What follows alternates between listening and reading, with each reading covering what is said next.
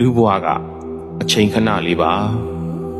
ကို့အတွက်အချိန်မပေးနိုင်သူတွေအတွက်အချိန်ကုန်ခံမနေပါနဲ့တော့ကို့တန်ဖိုးကိုမသိသူတွေအတွက်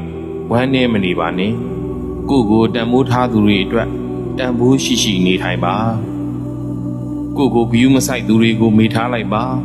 ကိုဂယူးဆိုင်သူတွေပေါ်တန်ဖိုးထားပါကိုရဲ့ကျေးဇူးမသိသူတွေကိုမေ့ပြစ်လိုက်ပါ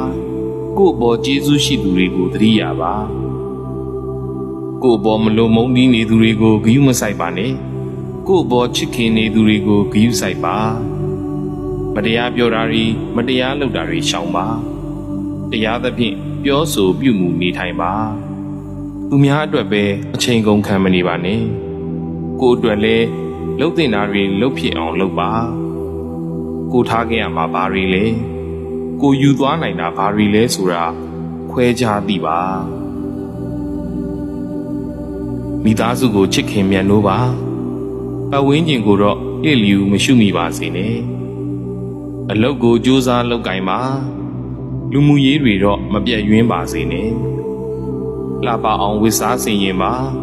ရည်ကြီးမှုကိုတော့မဆန့်ကျင်မိပါစေနဲ့